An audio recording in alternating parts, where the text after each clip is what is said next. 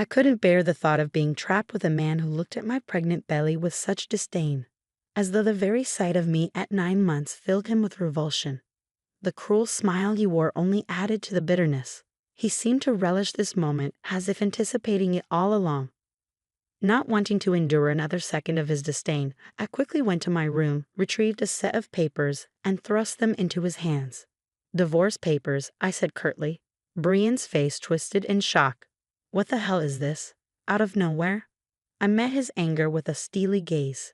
"This was your idea, Brian. Now sign them. I'll be filing them first thing tomorrow." My voice didn't waver, even as his face flushed with fury. "You'll regret this," I added, my resolve unwavering. "Watch closely, because you'll see what it's like to be treated the way you've treated me. Let me introduce myself. My name is Linda, a 27-year-old former housewife. 3 years ago, I worked at a mobile company where I met Brian, my boss at the time. Back then, I was 25, eager to learn and grateful for Brian's guidance as a newcomer to the job. It didn't take long for our professional relationship to evolve into friendship. Soon, dinner outings turned into dates, and eventually he asked me out. I was thrilled. I had never dated anyone before. It's a little embarrassing to admit, but I was more captivated by cartoon characters than real men.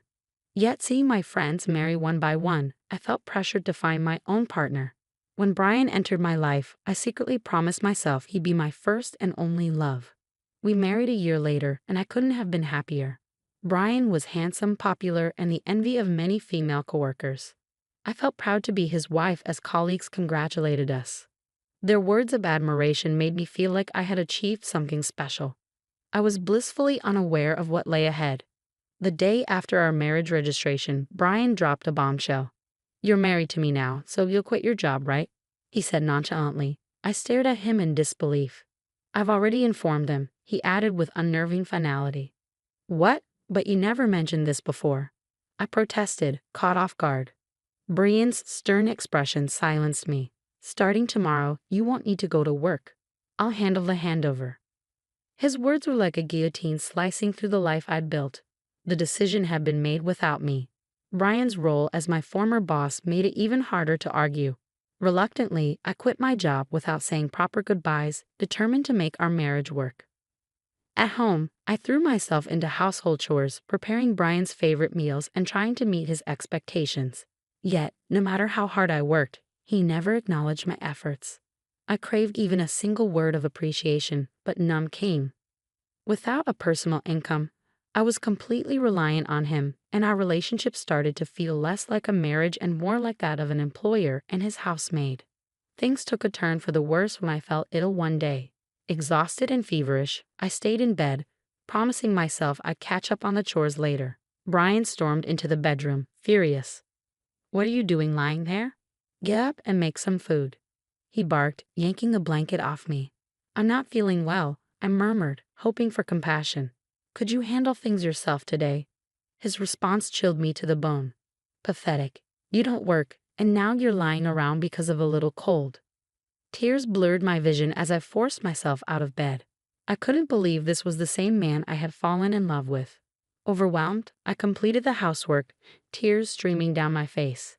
Several days later, I realized I'd missed my period. A pregnancy test confirmed it. I was expecting. Overjoyed, I cried tears of happiness, eager to share the news with Brian. But when he came home late one night, the smell of alcohol on his breath, my excitement dimmed. "I have something important to tell you," I began hesitantly. "I haven't seen a doctor yet, but I think I'm pregnant." Brian's expression darkened instantly. "Pregnant? What the hell have you done?" His harsh tone cut me to the core. "I don't want a child. If you're going to have it, you'll be raising it alone," he spat before storming off to the bathroom. I stood there stunned. This wasn't the life I had dreamed of. This wasn't the man I thought I had married. I couldn't understand why Brian would say such cruel and irresponsible things about our baby. Moments earlier, I'd been filled with joy at the thought of becoming a mother. But his words shattered that happiness, leaving me in a pit of sorrow. Why would he react like this? He had never mentioned not wanting children before. We hadn't even been using contraception, so I'd naturally assumed he wanted kids too.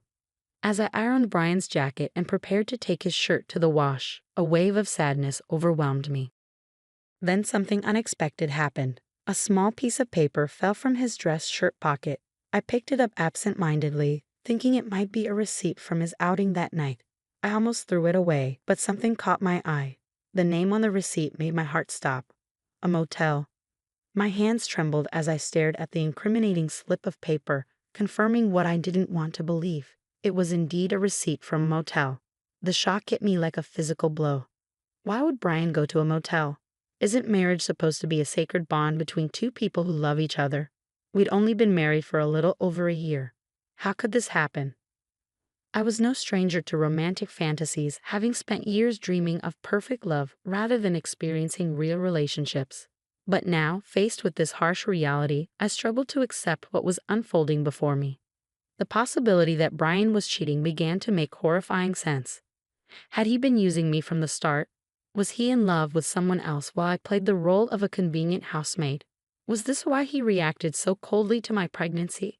These doubts swirled in my mind, and I couldn't shake the gnawing feeling that there was more to Brian's behavior than met the eye. As I grappled with these thoughts, nausea swept over me, not just from morning sickness, but from the realization that my husband might have betrayed me. Perhaps his insistence that I quit my job had a sinister purpose. Maybe his mistress worked there, and he needed me out of the way.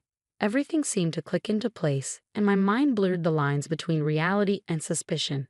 But the heartless words Brian had hurled at me when he learned of my pregnancy were undeniable. That day, I resolved to uncover the truth. From then on, I observed Brian's behavior with new eyes. His coldness was impossible to ignore. It was as if he resented me for becoming pregnant. Despite knowing how sick I felt, he would eat smelly foods near me, criticize my housework, and force me to redo tasks. My pregnant body endured his cruelty while my heart grew heavier by the day.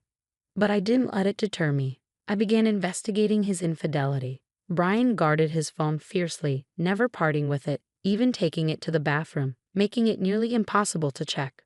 I searched his pockets, hoping for more receipts or clues, but my efforts were fruitless. I even considered hiring a private investigator, but without any personal income, I couldn't afford such a step. Just when I felt trapped in my search for answers, an unexpected lifeline arrived. One day, my phone rang. It was my father. "Dad?" I said, surprised. His busy schedule rarely allowed for casual calls. "Hi, Linda. How are you?" he asked warmly. "Everything's fine," I lied. "Is something wrong? Aren't you busy with work?" "My employees are handling things well, so I'm taking it easy," he replied. My father, the CEO of a company in England, had always been a workaholic. His call was unexpected. "What's going on?" I asked, curious. Then came the shocking revelation. He told me something that made my world tilt. "Is that true?" I asked, struggling to believe what I was hearing. "Yes," he said firmly. "I wouldn't lie to you. Trust me on this." The pieces of the puzzle started falling into place. Though initially stunned, I felt a strange sense of relief. "Thank you, Dad. I'll handle it from here," I said, my voice steady with newfound resolve. The truth emboldened me, but it also reignited my anger. As the months passed, Brian's behavior remained distant and cold. His disdain for me and our unborn child never wavered, and each interaction deepened my hatred for him. At 9 months pregnant, I was always cautious around Brian, living in constant apprehension. One evening, I served dinner as usual, hoping to avoid any confrontation. But as we sat at the table, Brian suddenly slammed his fork down. "What is this? It's tasteless," he exclaimed, throwing the plate of food onto the floor. I froze, baffled by his outburst. Anger began to well up inside me as I looked at the discarded meal I had painstakingly prepared. "I've been meaning to say this," Brian continued, his tone laced with contempt. "Your cooking has been terrible lately." Tears stunned my eyes, but I held them back. Since becoming pregnant, I had deliberately used less seasoning to ensure healthier meals for our baby. This was only temporary, and he could easily have added salt to his portion if he wanted. But instead, he chose to humiliate me. Why? Why did he have to treat me like this? I was about to respond to Brian's harsh words when he sneered, his voice dripping with malice. "You're a woman with a belly like a monster. You'll have to raise this kid on your own." His cruel smile sent a chill down my spine. Though I had always feared this day might come, I had clung to a sliver of hope for a better outcome. Without hesitation, I went to my room, grabbed a document, and returned to him. "Here are the divorce papers," I said, thrusting the papers in front of him. Brian's face twisted in shock as he stammered, "What the hell? What's this all of a sudden?" "It was your idea," I replied firmly. "Now sign them. I'll be submitting them tomorrow." I had been contemplating divorce ever since I started suspecting Brian's infidelity, but with a baby on the way, I hadn't been sure I could support myself. Now, with a new plan in mind, my resolve was unshakable. My determination seemed to provoke him. His face flushed red with anger as he snarled, "Just watch. I'll make you regret this. Do you think you can survive without me? You've got a baby to take care of. You'll regret it." Unfazed, I held my ground. "I'll be fine. Don't worry about me," I said calmly. Irritated by my confidence, Brian snatched the papers and begrudgingly began to fill them out. "Here. If this is what you wanted, take it," he spat.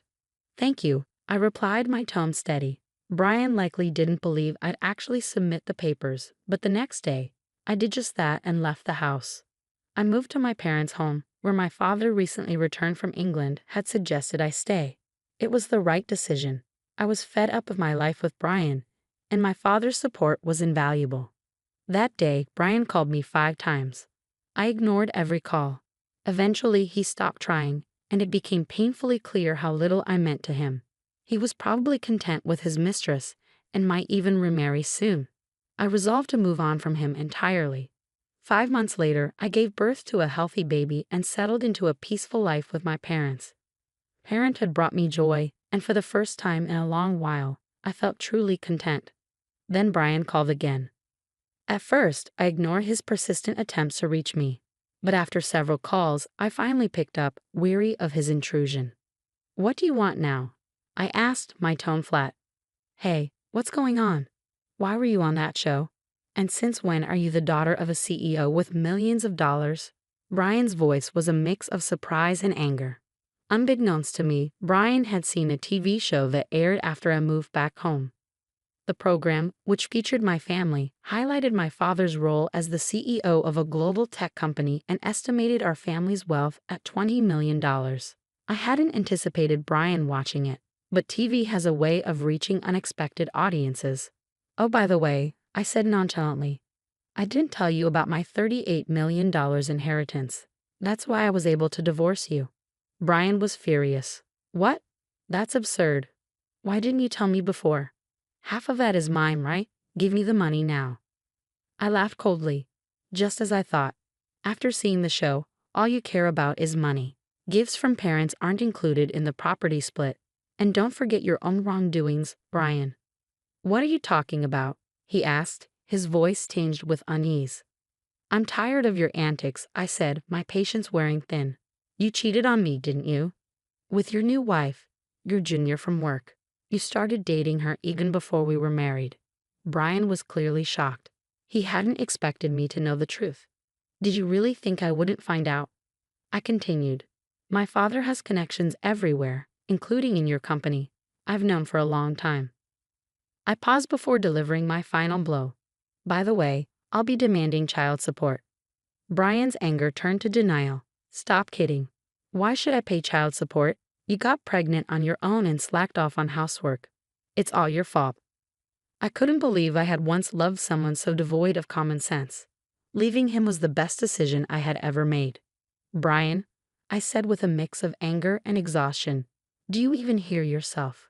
I'll have my lawyer handle child support. Never call me again, and you'll never see the child. Goodbye." I hung up and blocked his number, feeling a wave of relief. It was finally over. Later, I learned from a former colleague of his that Brian was struggling. His new wife was a reckless spender, and he had plunged into debt trying to keep up with her lifestyle. He had hoped to get a share of my inheritance to ease his burdens, but his plan failed miserably.